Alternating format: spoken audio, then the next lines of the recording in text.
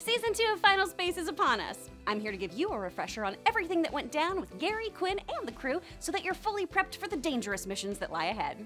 What's up, guys? I'm Kris Carr, and today I'm giving you a recap on Season 1 of TBS's Final Space. Before we light fold into Final Space, I want to give a big ol' shout out to our super nerd sponsor of the day, Finn Dillon. Thanks to heroes like Finn and all of our other rad donors on Patreon, Whitney and I remain employed and off the streets. If you want to help us keep the lights on, head on over to our Patreon page and see if a donation tier works for you. We'll thank you with behind-the-scenes peeks, shout-outs, and more. If you don't have any galactic credits to spare, no big deal. Liking, sharing, and subscribing are the best ways to show your support. Onward to Final Space! Good morning, Gary. Day 1818. How about freaking no? First, let's get you up to speed on how Final Space even came about. We can trace the origins of Final Space back to 2010, where creator Olin Rogers uploaded the first episode of a planned 10-episode cartoon web series, Gary Space. The project was put on pause 3 episodes in since Rogers and the series artist Dan Brown were working on separate projects at the time. I assume Dan was working on another Da Vinci Code project.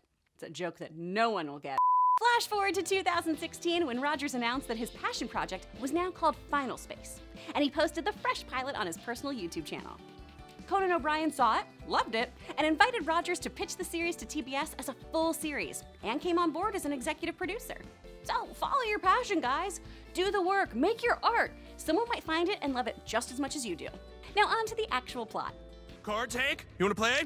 I need somebody to play with, so it's gonna be you. I'm starting to run out of decks, Hank. Obviously, guys, since this is a recap, here there be spoilers. If you don't want me to spill the beans on Season 1, this ain't the video for you. In Episode 1, we meet Gary Goodspeed, an oblivious guy who is serving the last few days of a 5-year prison sentence in isolation aboard the Galaxy 1. He's incredibly lonely, and more than likely has had sex with his refrigerator. Yeah, Beth is looking good today. Look at that, staring at me with those hot eyes. You, me, later. Gary's only companions are various robots. The HAL-like AI running the Galaxy 1, Hugh. The security bots called Sames that Gary has labeled with names such as Carl and Hank. And Kevin, his deep space insanity avoidance companion who he despises. That sack of wet turds can't even eat cookies. He just smashes it into his processor slot. I hate Kevin! We learn that Gary has been diligently messaging a woman named Quinn every day of his sentence to keep her in the loop on how his imprisonment is going. Thanks to a flashback, we find out that Gary was basically some kind of petty thief back on Earth. While dodging some guys he stole from, Gary runs into a bar and sees Quinn for the first time. She's a beautiful, fiercely intelligent Infinity Guard member who is all business. The Infinity Guard is basically the Star Command or Nova Corps of Final Space. This prompts Gary to steal an Infinity Guard's uniform to try and impress and cozy up to Quinn. Despite the uniform, Quinn couldn't care less about Gary or his advances. While he's attempting to hit on her, the Infinity Guard is called back to base. Quinn has Gary come with her to pilot a ship, and our affable nitwit, who has never flown one, manages to cause some serious damage, landing him in his current incarcerated state. Lesson learned. If you ever want to piss off a whole government, just take out 92 Star Cruisers in a small, family-owned Mexican restaurant. Quinn has never responded to any of Gary's transmissions. While watching Princess Bride outside the ship, Gary comes across the cutest little facehugger the galaxy has ever seen, a tiny green alien who basically just makes hype man noises. Gary names the little dude Mooncake after a green caterpillar his astronaut father gave him before dying on a mission. There's more to Mooncake than meets the eye, though. Dangerous bounty hunters are chasing after him and board Gary's vessel to capture him for the Lord Commander, a tiny alien who doesn't seem very intimidating at first until you realize he's got crazy telekinesis powers and is super evil and twisted. I would never lie to you, Lord Commander. It's just, I'm sorry, you're so small. It's. He's played by David Tennant, so I love him. In the midst of all this bounty hunter chaos, the ship gets hit by asteroids and Gary and Mooncake end up stranded in space. Gary refuses to leave Mooncake behind, jeopardizing his own life. As Gary passes out, a moved and brave little Mooncake blasts lasers from his eyes, what? Destroying the asteroid field and getting Gary safely back aboard the Galaxy 1. They also capture one of the bounty hunters, a cat-like humanoid alien, or Ventrexian, named Avocado. Gary is pleased to have yet another new friend aboard the ship, as Avocado tries to convey how they are in serious danger and the Lord Commander will be coming for them. What's an E3559? That. This? Yes! Freaking that! I suppose I did. You don't know what that is, do you? That is a planet killer. Gary pledges he'll always protect Mooncake. When a fellow Ventrexian bounty hunter named Trex has discovered their location, Avocado offers to team up with Gary in order to save their skins. While Gary and Avocado leave the ship to deal with this new threat, Kevin and Mooncake deal with an intruder. Back planetside, Avocado takes down the bounty hunter threat after learning his son, Little Cato, is alive and in captivity. Truly, for me, the Avocado storyline is an aspect of the show that kept me invested. Ugh, I loved it so much. Turns out, Little Cato is being used as a means to ensnare Avocado. Elsewhere, Quinn investigates mysterious gravitational disturbances with her bud Tribor. It doesn't make any sense. I know. It doesn't make any sense. I wish there was sense. Where did all this sense go? Like most bureaucratic groups, Quinn learns that her superiors at Infinity Guard are stupid, useless, and unwilling to take action. Back on land, Avocado is captured and brought to the Lord Commander. Avocado offers an exchange, his son for Gary. For some reason, Lord Commander passes on this idea. I guess because he's just so evil, he thinks compromises are for pussies. Just then, Gary arrives on the scene. The Lord Commander uses his Sith powers to pull Gary towards him, demanding Mooncake, aka E351, threatening to tear him limb from limb. Avocado steps up and tries to save Gary, but the Lord Commander rips off Gary's arm. It's not a space quest if you don't lose a limb, right? I am going to murder your face off! I will murder your face on! That doesn't make any sense! Back aboard the Galaxy 1, that intruder turns out to be some sort of alternate Quinn. Whoa! She's now going by the name Nightfall and tells Mooncake that Gary better not die on account of him, gives Kevin a data chip of some kind, then bounces. Avocado gets Gary out of danger and back aboard the ship. Kevin tries to inform them of the intruder, but Kevin and his words. Gary gets a cool robo-arm. Again, can you even be a space explorer with all your original parts? Avocado and Gary are actual buds now. Friendship is magic. We will get your son back. And keep Mooncake safe. And murder that guy's face off. I don't think that's a great idea. Real raw friendship mode engaged. With the Lord Commander's fleet hot on their tail, the crew decides to risk going through a temporal worm to get away. Worm could send us backwards or forwards thousands of years in time, Gary. Are you sure that's the only choice we have? Feed us to it! The gang ends up just 4 days in the future, the end of Gary's 5-year sentence. Unfortunately, there's some small print on his jail paperwork that says time travel won't factor into time served. But this establishes time travel in the show. Meanwhile, we learn that every time the Lord Commander uses his powers, it shortens his life. Back to our heroes, Gary decides to try and hide Mooncake on a planet called Yarno that Avocado suggests will be safe. Turns out, Yarno has taken a turn for the worst and gotten pretty purgy. Gary and Avocado end up trapped in a mind puzzle, while Mooncake is forced to fight Sakaran style in a combat arena called the Deathcropolis. Gary and Avocado make it out of the mind trap and go rescue Mooncake. The Lord Commander also makes his way to grab the little guy. We learn that Mooncake is the key to unlocking final space. That being can unlock final space. What the mother-loving crap is final space? Gary finally sees Mooncake's powers of destruction in action, but Gary reassures his bud that this changes nothing between them, and that Mooncake having these powers doesn't make him bad. People wanting to use him is what's bad.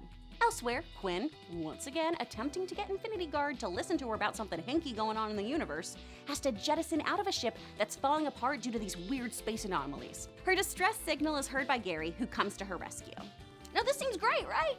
Gary will finally get to talk to Quinn since she hasn't been responding to his messages. Well, Quinn has no idea who Gary is, and all those messages just got lost out in space. Yikes. Great. And you are again?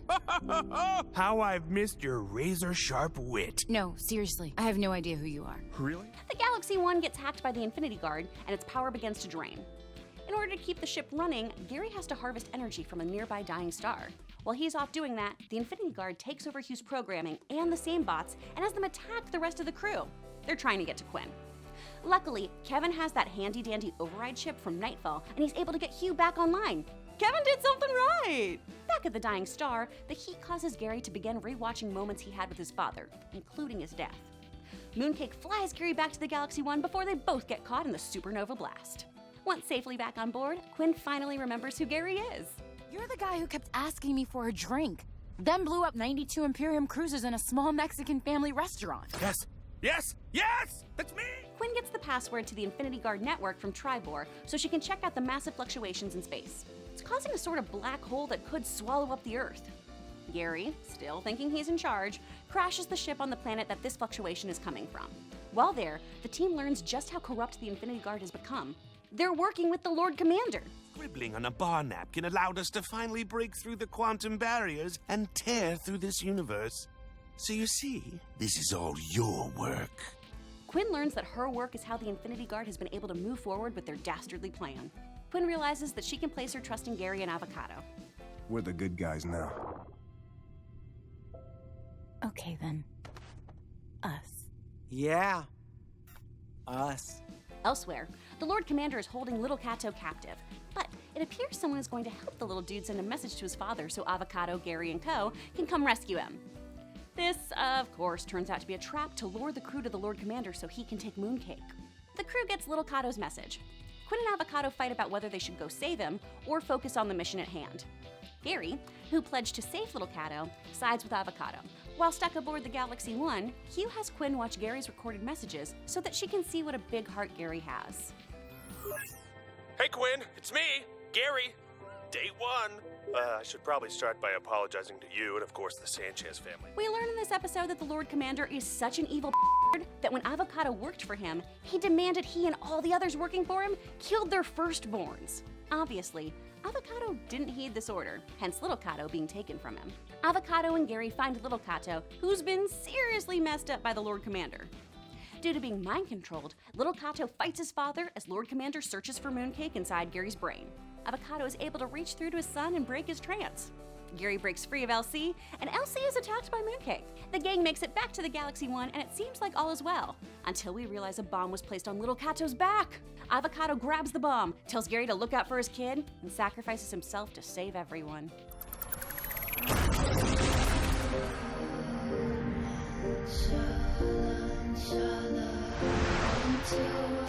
Here's where I just want to note, okay, we're getting Avocado back in season 2, right?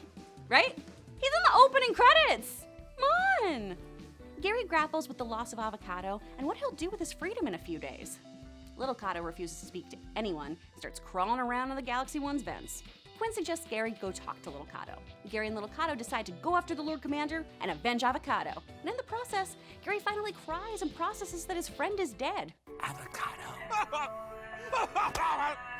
My bro is dead! Little Cato stays single-mindedly focused on tearing the Lord Commander new buttholes. I want to slit his throat and splash in his life juice. Oh, good lord, that's dark. Okay, well. Naturally, a mission like this doesn't go well. Luckily, Gary, Mooncake, Kevin, and Little Cato are saved by Future Quinn, aka Nightfall. The Quinns meet, and we ignore the Back to the Future rules of time travel. Nightfall implores Quinn to not go it alone and depend on Gary. We learn that Nightfall and Gary get busy in the future, and some space cuff hanky-panky seems to start happening before present Quinn busts up the action. Turns out, this was just a means of keeping Gary from seeing what her plan was, to kill Mooncake to save Gary. Meanwhile, Little Cato tries to use Nightfall's ship to travel back in time and save his father. He accidentally sets the ship's self-destruction sequence into action, and Nightfall has to come save him at the behest of Gary. Gary is able to pull Little Cato out of the ship before he blinks out of existence. Gary promises to stick around after his sentence ends, and the gang is officially a team.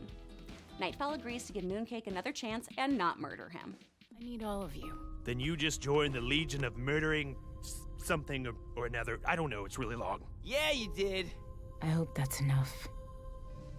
With Nightfall's help, Gary and the crew meet the Titan known as Bolo, who explains how they'll be able to close the tear in the fabric of space. Due to this sense of warped space-time, Gary is able to spend time with his father in the moments before his death. They're able to connect as adults and give Gary some closure. Before they part, Gary's father tells him that there's an antimatter bomb on Earth that he'll need to retrieve to save the universe. We learned some big stuff here in episode 8, like that Mooncake is made of final space, and that the Lord Commander was Gary's dad's co-pilot Jack. Jack's my co-pilot. Been doing missions together for years. Jack, this guy is the Lord Commander. Who? The guy who ripped my arm off with his mind. Something about that explosion gifted him with powers, and insanity, and bloodlust, like a space Lazarus pit. There's this cute moment when they're like flashing back to when he's Jack, and he's like, hey man, if we survive this, let's get some taquitos after. And I was like, oh, Lord Commander's Whitney. And then I loved him more, even though he's so evil. In the penultimate episode, Gary and Quinn team up with Tribor and his rebel forces to go to Earth on a mission to find and destroy antimatter bombs that have been placed around New York. Gary and Quinn decide to make this mission their first date. The team is successful, and everyone manages to get off the wonky, lacking gravity and stability Earth and back onto the Galaxy 1. The Lord Commander calls in and offers, once and for all, to give over Mooncake to avoid horrible deaths. But our gang sticks together. He stays with us. Never. Then death it is. I'm coming for you. In the intense season finale, our heroes ready themselves to take on the Lord Commander and his entire fleet. The Galaxy 1 is able to obliterate the fleet and make their way to breach Elsie's vessel. The Lord Commander attacks back, so Kevin and Mooncake volunteer to hold off these mini robots that are attacking them. Kevin will die. Gary will rejoice. It is hilariously up. It's been fun, right? Kevin! I guess. Hey. It's so beautiful. Gary attempts to take a ship with the bomb, but Quinn stops him, saying she has to be the one to stop this since it's her life's work. Gary argues, but Quinn kisses him. Always a strong argument for when you want to go on a potentially suicidal mission. Quinn takes off, heading towards the tear in hopes of closing it. Little Cato flies a ship into the Lord Commanders, still after tasty vengeance for his father. Tribor and the Resistance follow in suit. Tribor is shot down, and Little Cato takes command of the rebels. Little Cato flies directly into Elsie's ship, successfully makes it inside, and meets the Lord Commander face to face. Before he can avenge Avocado, Gary crashes into the ship, launching Little Cato into space. Gary sees Mooncake being held captive. The Lord Commander intends to use him as a laser turret to open final space. Gary pleads with the Lord Commander to not do this, even trying to reason with him as Jack. This just pisses Elsie off, so Gary leans into it. I don't think you were chosen. You getting these powers was just a mistake. Mistake? Gary is blasted out of the ship, the Lord Commander shoots the turret, and final space is opened. A ginormous Titan hand reaches out from this tear in space. Elsie thinks the hand is coming for him so that he can become a Titan. However, the hand reaches for Earth and drags it into the final space rift. Gary gets a call from Quinn, who still has the bomb. She tells him that the only way to save him is for her to detonate the bomb and close the rift with her and Earth inside it. Gary cries out for her as she sets off the bomb. With no oxygen left, Gary dies.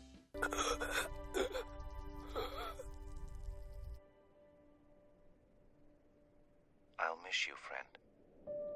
Then we go full Harry Potter in the Deathly Hallows Part 2, and Gary joins his dad at King's Cross Station. His father says that he has two choices, to come with him or to go back. Gary chooses to return to his body to find his friends. The episode ends with Gary's body lifelessly drifting through space. Suddenly, a bright beam, like the tractor beams we've seen before, shines on Gary.